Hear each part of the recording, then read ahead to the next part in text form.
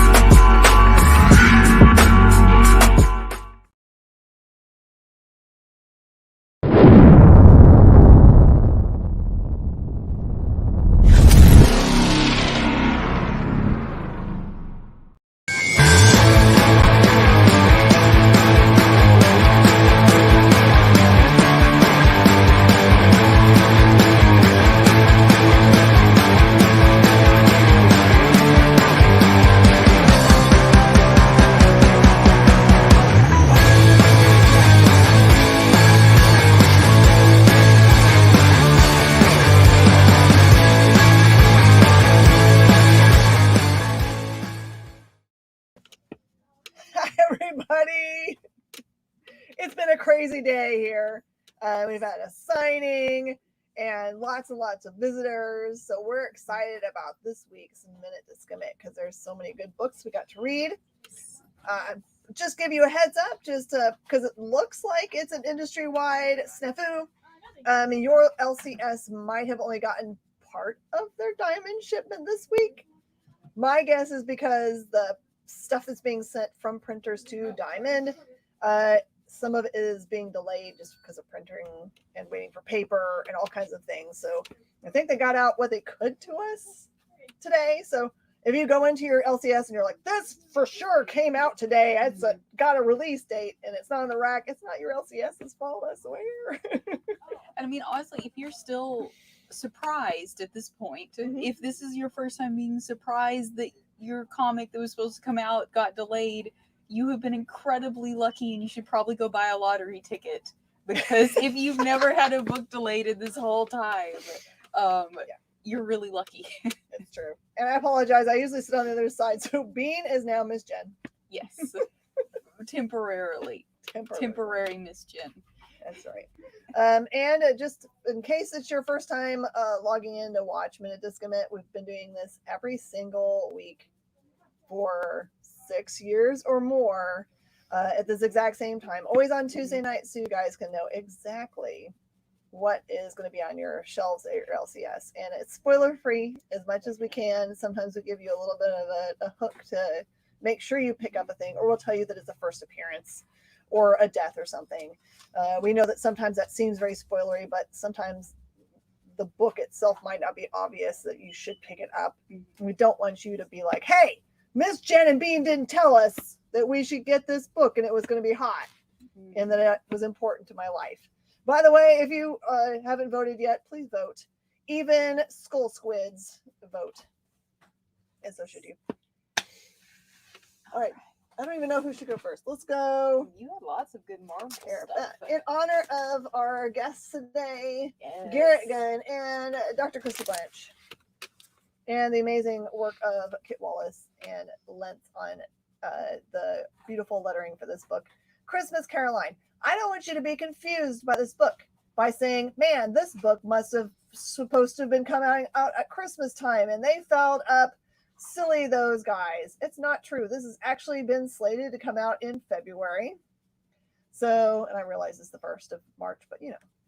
But and it says annual on it, and that is also on purpose. So this character, Christmas Caroline, is going to have a book come out every single year at this time because it takes place in February or early March, as it turns out. So don't be put off by the Christmas title. It is ultra violent. It deals with the unionization of, you know, the elves, or the dwarves that make the toys, and Santa is super mean in this. There's interdimensional travel, and Christmas Caroline is very violent. This is definitely not for kids. I know it looks like a kid's book because of the cutesiness of the art by Kit Wallace. If you have not become a fan of Kit yet, if you love Scotty Young art, you will absolutely love Kit, 100%. But in this case, there are lots of like, look at all the panels in the background because there are some funny things that are going on in all of them. So if you had a mean Santa that everyone needed to stand up to, all your elves, then you should read this book. It's really funny, and if you like poopy words that shouldn't be being said by Santa Claus. It really is. It's like if it's kind of like I Hate Fairyland but Christmas edition, which is awesome. I got to read that one too because we didn't have a ton of reading options, so we definitely double read. I read that one and really enjoyed it. Yes, I did. I loved it so much. Yeah, I mean, did you get the same thing out of it? It was like Santa's like, you can't unionize. Yes, it's exactly it. It's, oh my goodness, I love it. But I absolutely adore Christmas horror movies. So if you also like things like Krampus and the one where Santa has a machine gun, I forget the name of that one, you'll enjoy that comic a lot. You should pick it up. Hey James, how are you doing? And I do love Kyle in the background has pointed out, I don't think I can say elves or dwarves. It's vertically challenged oppressed seasonal employees, which is totally true in this case. I love that. Oh my goodness. All right, let's start. I'm going to start off with Dark Knights of Steel, which, you know, I keep thinking this is number 5. And the end of the first book had everyone like mind explosion, and by number 5 you would think they're like really deep into the story. They're just gonna, you know, it's more like you started reading it, you're coasting along, you know the characters, you know there's like action moving forward. This one, I literally out loud while I was reading it said, what That's good. This is number 5. You're not supposed to have those moments where you're like, what did you just do? But this one has another one of those moments in it. And it was so good. The series, like I said, it just keeps surprising you, and they keep doing things with it where you're just like, where are they going to go from this? What's going to happen now? But then at the end, it's like big shock, and then like a moment of just like, yes. So that's awesome. And speaking of this one, also we have the awesome like Poison Ivy Harley dynamic, where in this world, you know, Poison Ivy is basically like ruler of the forests and everything, and is very much, you know, devoted to Harley still. In this story is another one that takes that approach to it, and Harley's the only one who can really talk her into doing much of like kind of controlling her and asking her for favors, because everybody else, she just says, get out of here. No. Which also, talking about this one, Dark Knights of Steel, The Gathering Storm came out this week. Different related? So that's what at first I thought this was going to be a spinoff. What this is that this series has been so popular. This is 1 through 3 of Dark Knights of Steel. Perfect. Yes, so The Gathering Storm is basically like a baby trade paperback. This is 1 through 3. So you can have all of those moments that happen in the first 3. I don't know if they're going to keep doing this with each one, but if you're behind, you can catch up now. So that is so nice, because I know that a lot of people missed out on those early issues because number 1 was so popular and there's a lot of buzz about it. And so people were disappointed. It's hard when you like see something on the rack and they're like, sorry, the chance of you getting issue 1 and 2 is 0. Yeah.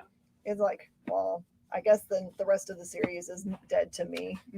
And that's essentially what it works out to. So it's good that they've thought ahead. Yeah, it doesn't have to be now. Also, some of the covers for the series have been gorgeous, and it makes it even harder to find them because people are just buying them for the covers Yeah. too. Because, oh my goodness, absolutely beautiful.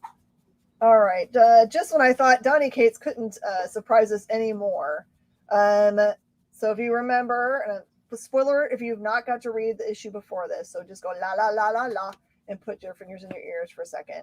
And it's a spoiler on the front of the cover, so if you even if you just pick up the book, you're going to be spoiled. At the very end of the last issue, you have Negan show up, which if you're unfamiliar with Crossover as a series, it's written by Donny Cates, and he has essentially destroyed all the barriers between any comic books, and somehow has gotten everybody that's made anything to say, fine, Donny, use my character. And in fact, if you want to kill me, that's fine too, because he has killed quite a few real people in the book. So the premise is that the lines between comic books and comic book characters and reality have completely been destroyed.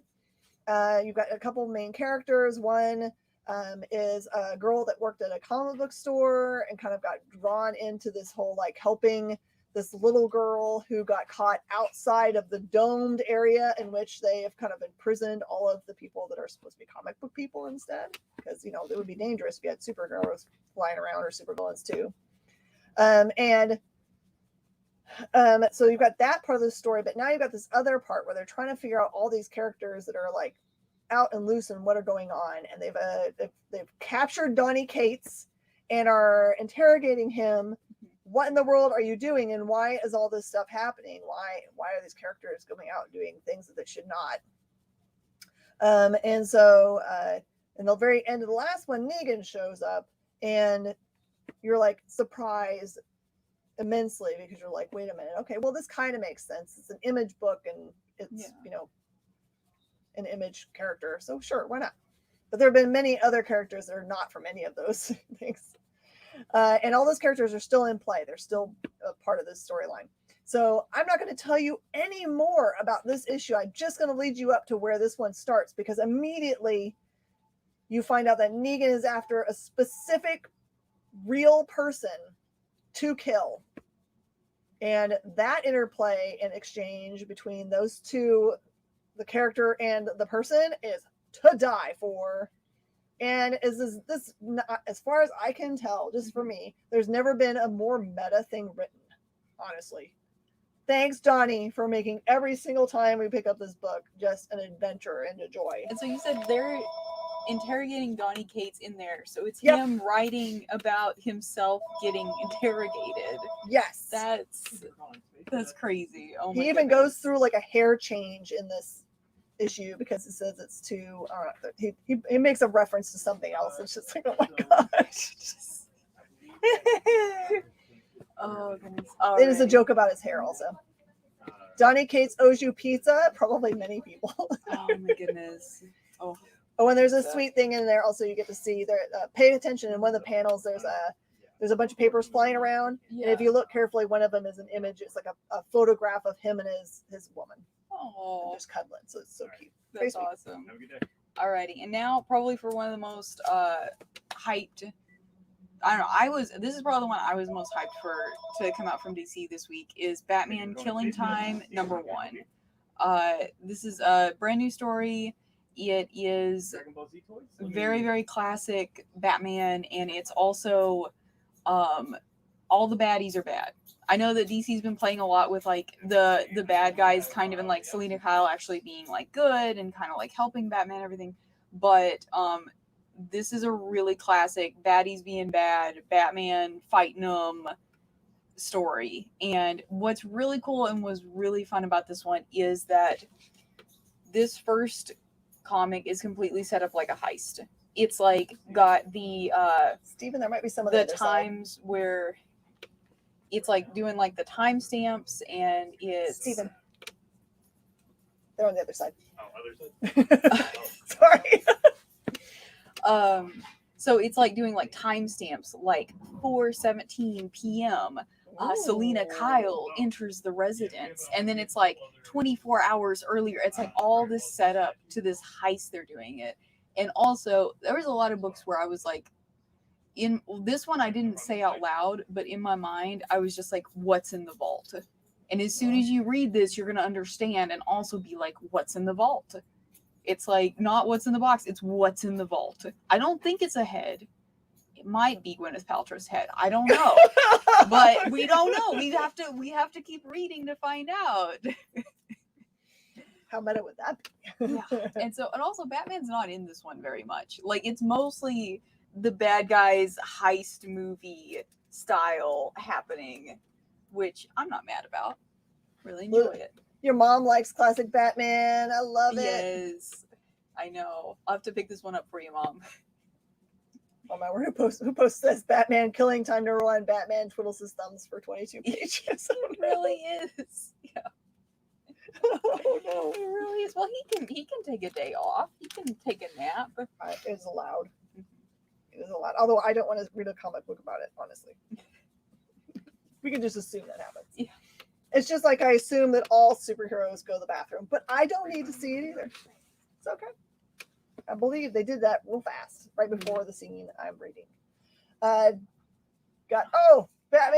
killing time. Okay, Kyle. I have to interrupt real quick. There's a video on the internet of Tom Holland and the guy who plays Superman. Right now, can't think of his name. Just completely blanked.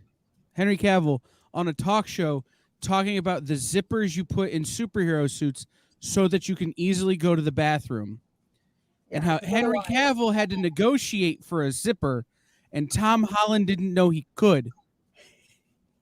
And the awkwardness that is inherent in that conversation is amazing. Oh my goodness. Oh no. That's I wonderful. can imagine. That'd be very important. Super important.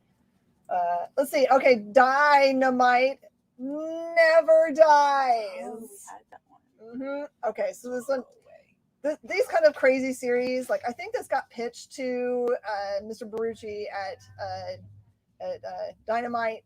I can't remember. I think it was Fred Van Lente actually pitched the idea, and then he was like, wanted to be like, that's a dumb idea because we don't need to have Dynamite characters become zombies and things. But then they've been so good, like all those stories, like even who like, I'm like, yeah. Okay, so this specific series has as its central character Tarzan, which you're thinking, oh, Tarzan's been done to death. But this is so awesome because he's married, he's got to have a baby, and all of a sudden, in the jungle shows up this like zombie dinosaur.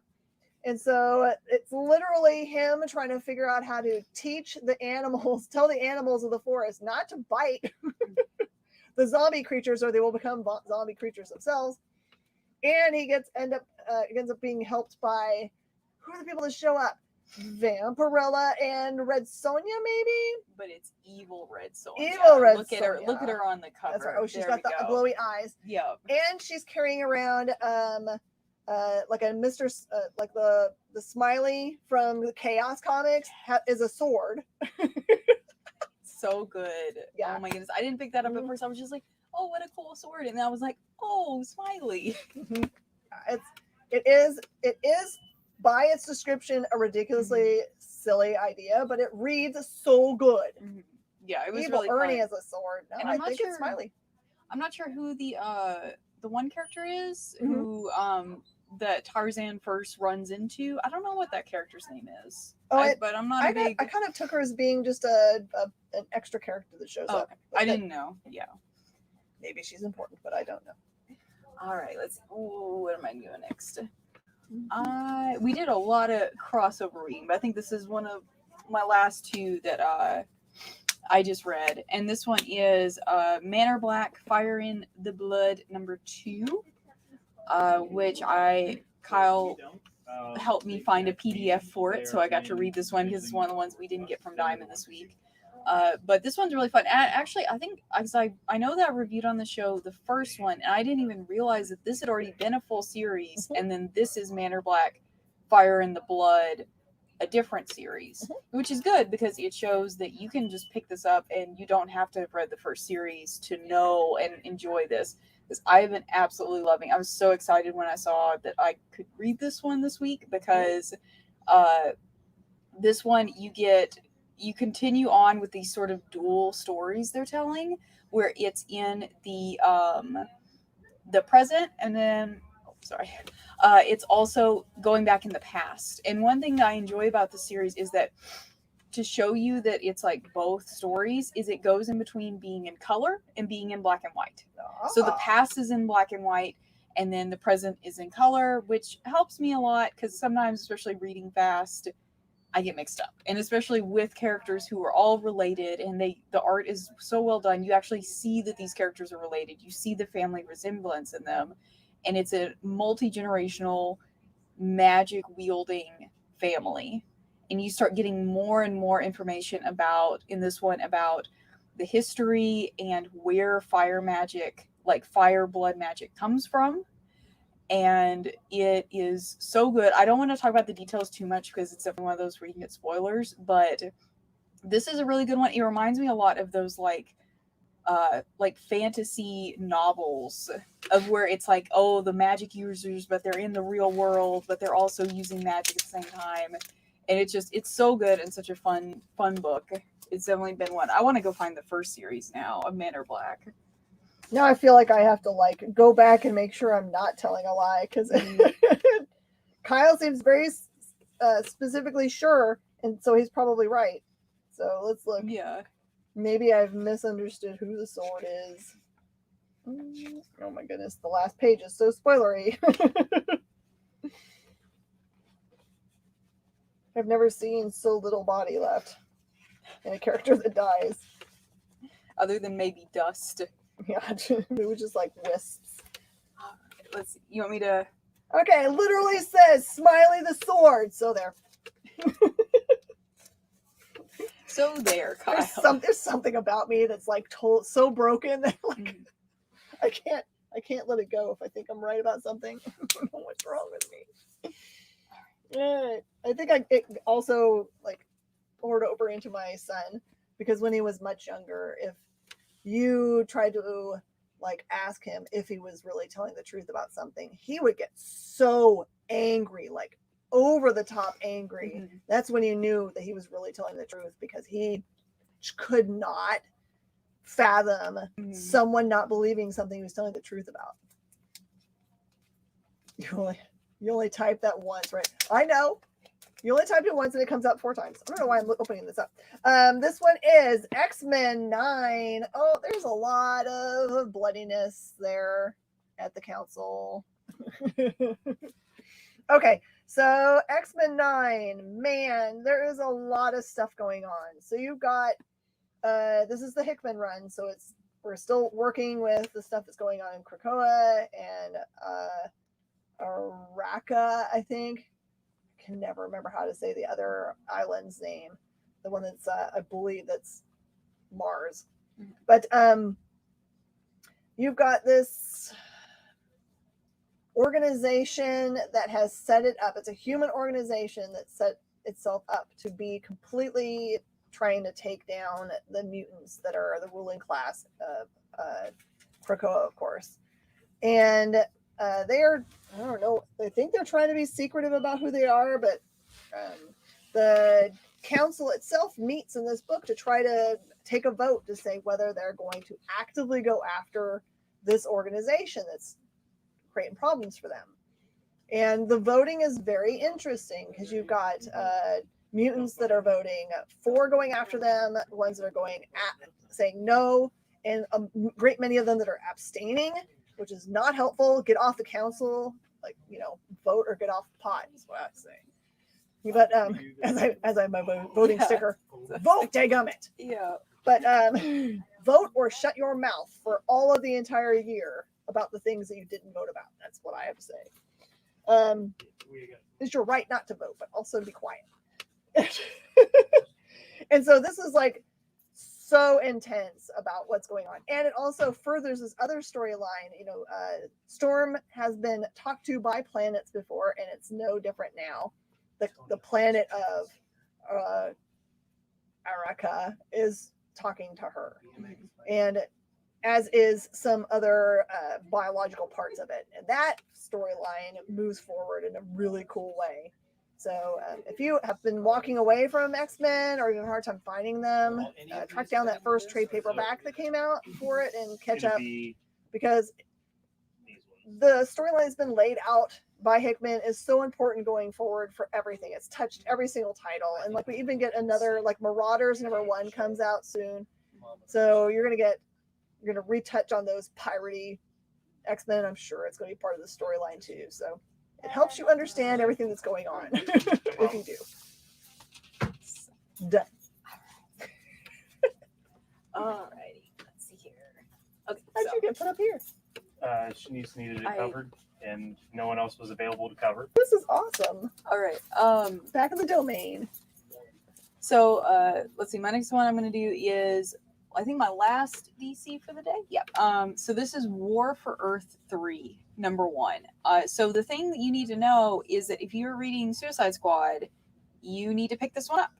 Which it doesn't indicate it, and I didn't find that out until I was reading it.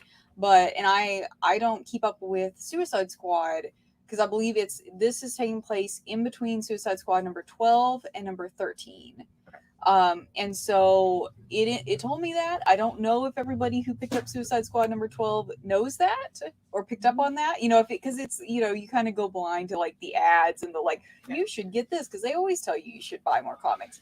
But this one actually is Amanda Waller's big evil plot, you know, big, never. yeah. And also it's hilarious. So it's going back and forth between Earth 3 and Earth 0. The Earth 0 story kind of takes a little bit of a backseat, but the main thing we're seeing is on Earth 3. We have Ultraman and we have Superwoman, I believe is what she's called. She's not identifiable as a Superwoman that we know. And it's honestly, it's a pretty funny book. Like it's one of those things where it is not taking itself super seriously. And Earth 3 is a very different place from what we know. Ultraman is like a dictator over everything. Oh. And the one thing that he can't control is Superwoman, who is sleeping with Owlman. And that's like a big plot point that's like making him really mad, you know, and like he's watching her from the moon and like flies down and like destroys a bunch of stuff. And like I said, this comic is kind of all over the place, but it was really fun to read. And it's basically Amanda Waller coming into this very chaotic Earth 3, and she has some grand plan that you kind of start getting clued into, and at the end you're like, okay, I at least know why she went there. Mm-hmm. But it's just chaos. Because, I mean, Earth 3 is already chaos. She comes in and is, like, just making things way worse. And then at the end you kind of start seeing it together. So it's a fun chaos book. Like I said, fans of Suicide Squad, it's a good place, you know, it's a good thing to pick up because it's that same sort of humor and sort of, it's serious. There are real stakes, but also the characters are not acting super seriously. And this is only one of two. So there's only going to be two in this little series. And I'm not sure exactly what the order is going to be with this and Suicide Squad, if they're kind of staggered. I don't know what's going on. Because like I said, this was a crazy book. Kyle says Earth 2 is the best Earth. # change my mind. I don't know enough about any of the DC Earths to change anyone's mind, so apologize. I don't know those things. All right, and of course, to be fair, I don't know enough about even any of the Marvel Earths to know which one is which. Mm-hmm. All right, this was a joy to read. What if Miles Morales became Captain America? The thing that's been going through your mind forever, I am certain about it. All right, so in this story, the setup is that Miles's uncle, who you know from watching the Miles movie, and his dad both work for a government organization that is trying to replicate the super serum. And they have not done a good job for a long time of getting there. Captain America still exists in this universe, but it was just Steve Rogers, and he went into the ice forever ago. He's not come back. So, or at least that's the way it looks. But the uncle decides to take home the formula that they haven't been able to make work again. For whatever reason, I have no idea. He just makes bad choices, just like he does, into the Spider-Verse. But and in this tale, Miles comes home from school and hangs out just like he does at his uncle's house all the time, and opens the refrigerator to find something to drink, and comes across the super serum, and of course it changes him. And that's what begins the storyline. And the way it all ties together other aspects of the storylines, both for Into the Spider-Verse and for the Captain America universe, is really wonderful. So this is, I like this. And also there's a part in this book where Miles sees into other dimensions and sees other possibilities of what ifs for Miles, which is kind of cool when you get to see more than just the what if that is showing itself in this book. So, do you know if they have plans to start putting out more what if books? Or is this like the first in a series, or is this just one thing hanging out by itself? Unknown. I don't know if they're going to do a bunch more. Yeah. Because I know they had a long running series of what if, but recently, whenever they've done what if, it's just usually been one-offs, and not necessarily with a plan to do them consecutively with another one. So yeah. All right. I think I only have one left that's not a duplicate of one of the ones that you read too. Sorry, we're both going to be talking to you a lot about the books we read at the same time. Yeah. Alrighty. So this one is 7174 Annual, which I didn't know anything about this book before I picked it up. And it's from Image. It's really, really interesting. And this one, definitely not for kids. Don't let your kids near this book. But this one is a really, really interesting story, and it's a bunch of small stories that all take place in the same universe. And basically what the themes that run through it are that there is a little boy named, or like a character named Astro Boy. Not Astro Boy, there's an extra H in there.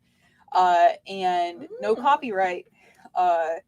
And so his whole thing, and with like there's sort of like a bunch of them, and they are trying to protect the Muse, who is a very lovely lady, not wearing very much clothes, who is in very many reincarnations, and it's going through like all these different iterations, and it's in space, and they're on Mars, and there's like these big evil things called the Wums that keep attacking.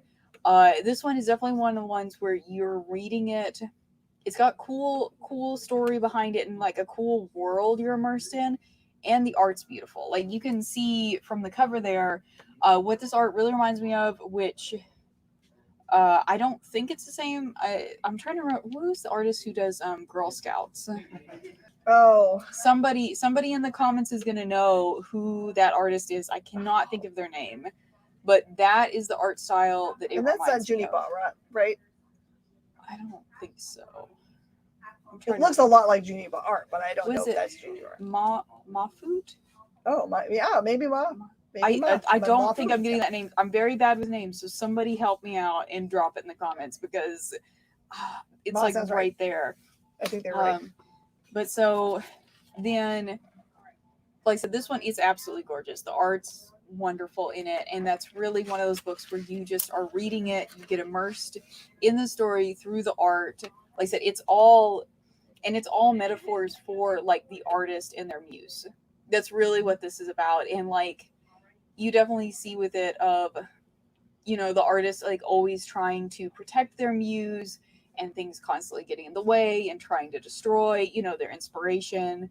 And it's a very thick book too. Like it is like $10, and there's a lot in here. There's a lot of story in here. It's like one step away from trade paperback, honestly. Yes. It could have been a square bound.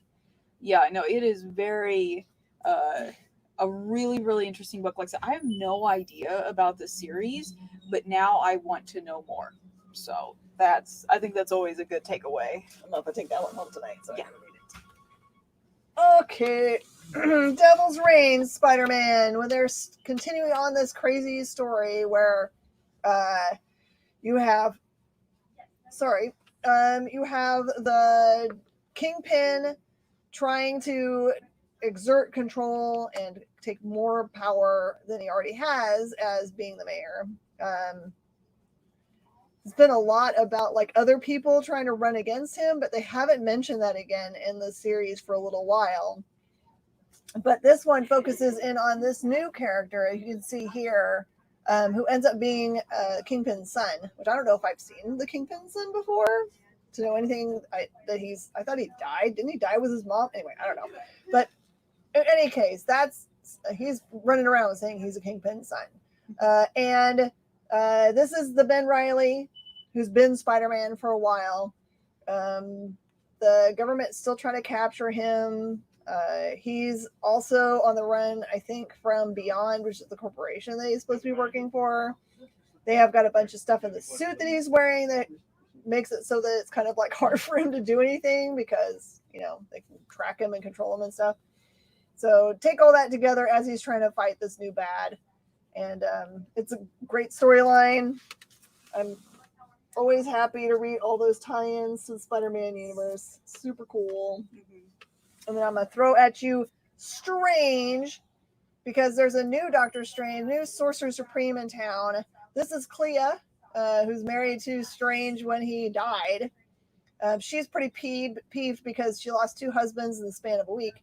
I don't really know how that's true. How do you lose a husband and then you lose another husband? Anyway, so I think it's because her husband died and then he came back as the spirit version and then he also goes again. So I think he's talking. I think she's meaning Strange twice.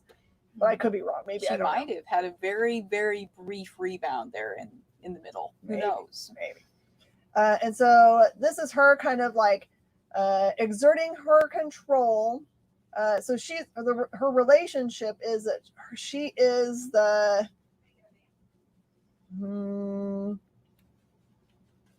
she's related somehow to Dormammu, and now I can't remember how it is. It's not by direct blood, it's like not his daughter or something. But that makes it very interesting. So she's of the magic world. She's not human at all. So this is her kind of like dealing with everyone kind of coming at her and saying, and especially if you're a Doom fan, you'll want this one because Doom definitely comes at her and says, I'm the Sorcerer Supreme. And she's like, nope. See you later. So this is, I like seeing her. And so the thing that's a surprise is that she believes herself to be so powerful that she can't actually bring her husband back. So we'll see. We'll see. This is just called Strange. A new creative way for a character to be Marvel dead, to be brought back by the character they have supposedly replacing them. So usually you end up with someone that's like, yay, I wanted that power. Yeah. That guy can be gone forever. But no, not in this case.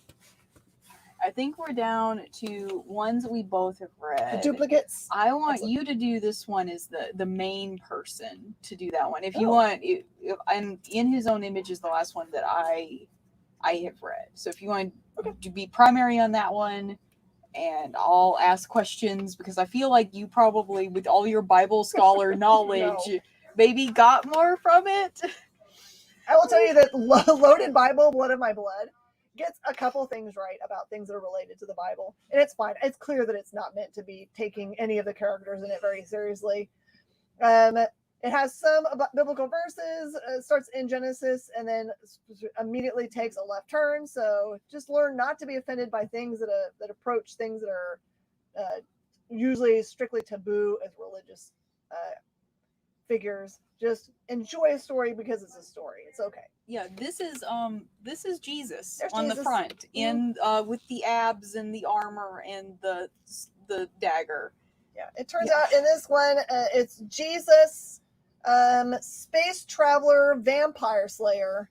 The Pope in this is taken over and is also the undead vampire. He's Dracula.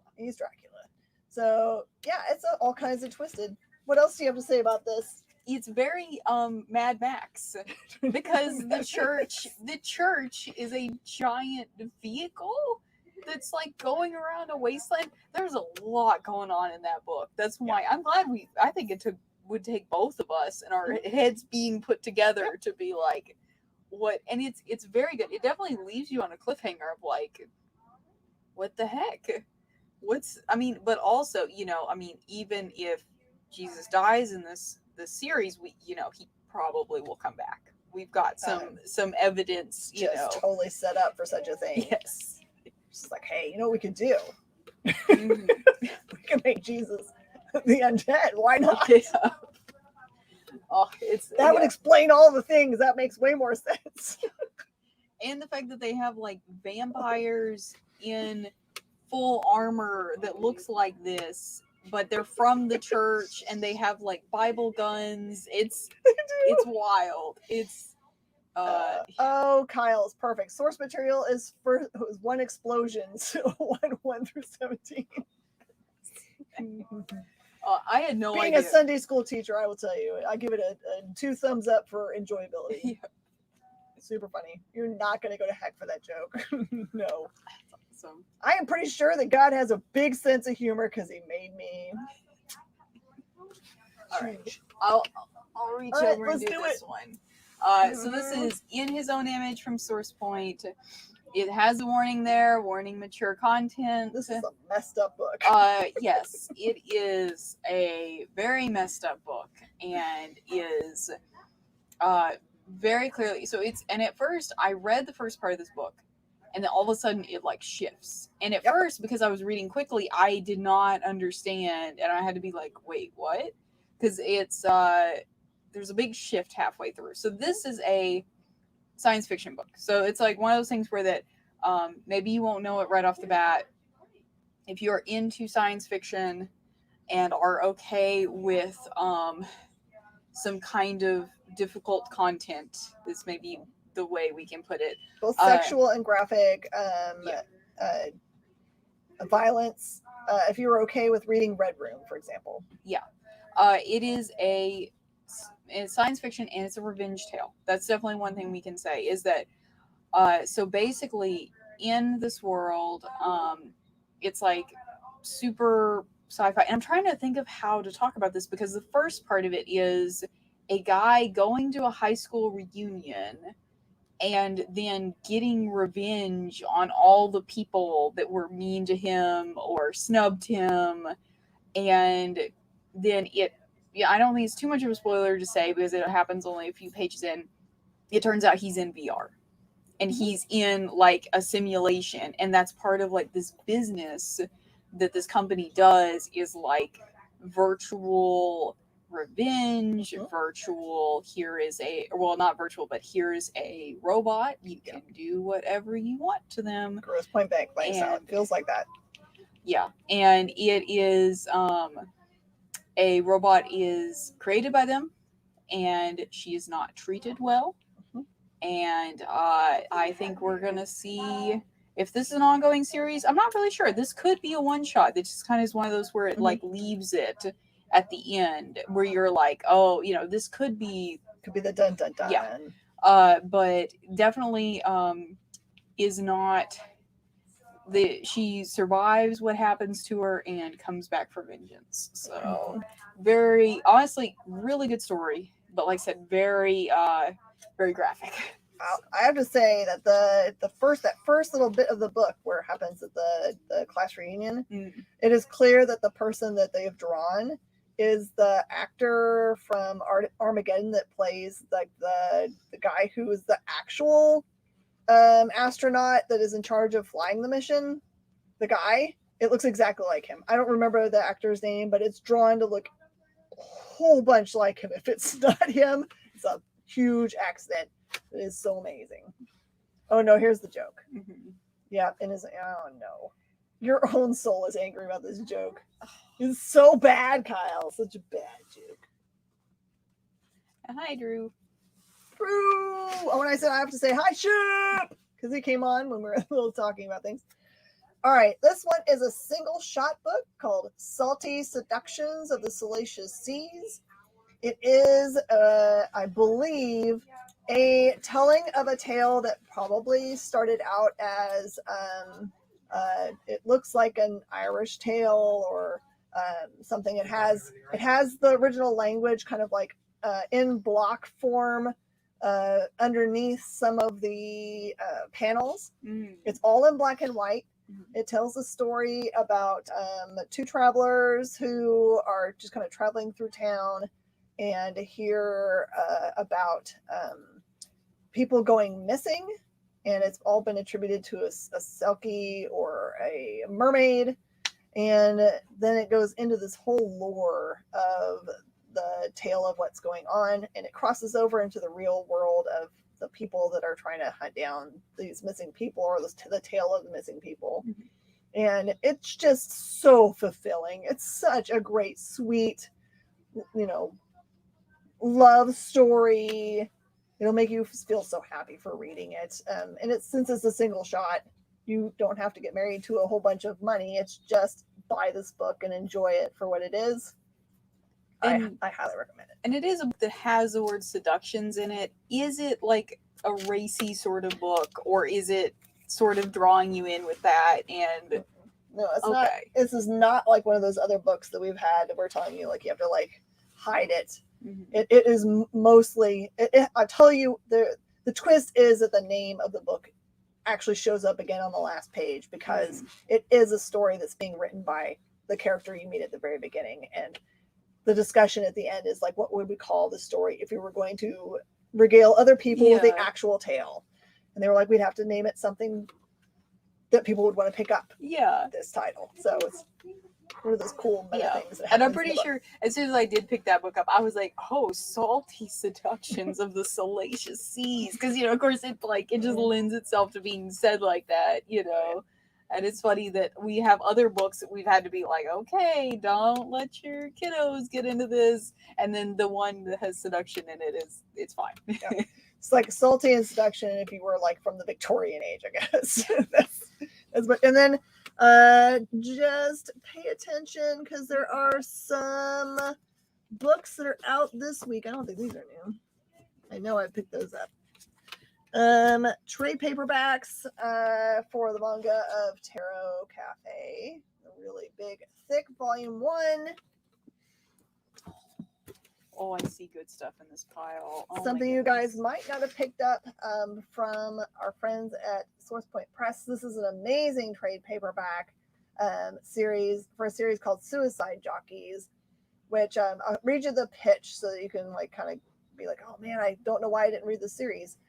10 years after a catastrophic mission gone awry, Denver Wallace, who is this guy that looks exactly like Bruce Willis, leader of the Suicide Jockeys, a poor, usually drunken, almost certainly mental ill crew member of monster-fighting tank and aircraft piloting suckers, must slap his estranged, desperately fractured team back together and right what once went wrong. So imagine kind of like this is years after they went and did heroic deeds in their giant mechs and everything went wrong. And this is the story of, they tell you back and forth in time what went wrong, because it's not obvious at the beginning, and what it meant to the people that were part of the team and how they try to put themselves back together. So this is a good story. If you did not pick it up, you might consider.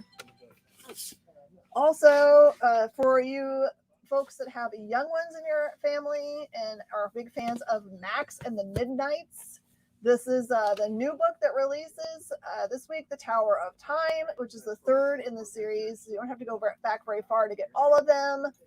And let's see. Oh, Max's twin shows up to be enemy number 1. Nice. Everyone likes twin tales, right? Has this already come out before? I don't think so. Look at this. It's A Nice House on the Lake, Volume 1. For people like me who missed out buying the singles. Oh, I'm so excited. Oh my goodness. I have wanted to read this so badly. And number 7 came out this week, I believe, which I didn't review because I didn't know about it. And look, here's a trade. I can actually finally read about it. I'm excited. And also coming to us from with it's from the author of the New York Times bestseller Wonder. This is called White Bird, which is also a wonder story, soon to be a major motion picture. So you can think about grabbing this up. This one has the pitch of. So this is Julian's grandmère. Her heartrending story, how she, Sarah, a young Jewish girl, was hidden by a family in Nazi-occupied French village during the Holocaust, and how the boy she and her classmates once shunned became her savior and best friend. So slice of life out of history, probably soon to be a banned book because of the way things are going. Buy it now while you can still buy a book that tells the truth about history. And Harley Quinn and the Birds of Prey. Feels like it's been a long time coming to get this bad boy out. Who's crazy enough to steal from the Joker? Come on, you know who. This one. This person will definitely do it. All right, everybody. There is one that I don't see it in our pile, but I thought it came out. Maybe it came out last week and I missed it. The Me You Love in the Dark trade paperback. Is that coming out this week? I don't remember. They might have already all been claimed, but that story might have been claimed in the back. Wonderful. Scotty Young doing a serious horror story that is about a woman in a haunted house who says, you know what? Maybe I'll just chill with the ghost, which never. Don't do that. Like, it's one of those where the protagonist, you're just like, they'll get you. Stop, girl. Like, just get another hobby besides talking to ghosts. So, it's definitely check that one out if you missed the singles of that one, which is easy to do because it was so popular.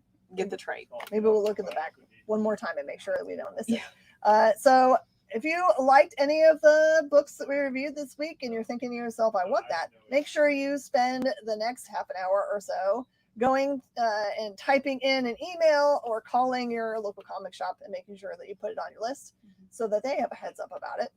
And it could give you a really good chance of getting them. Showing up first thing on Wednesday morning also will be a good idea. What else? I think that's it, y'all. Thank you so much for joining us for this week's Minute to Skim It. It's been a pleasure to do reviews for you. I've been Miss Jen.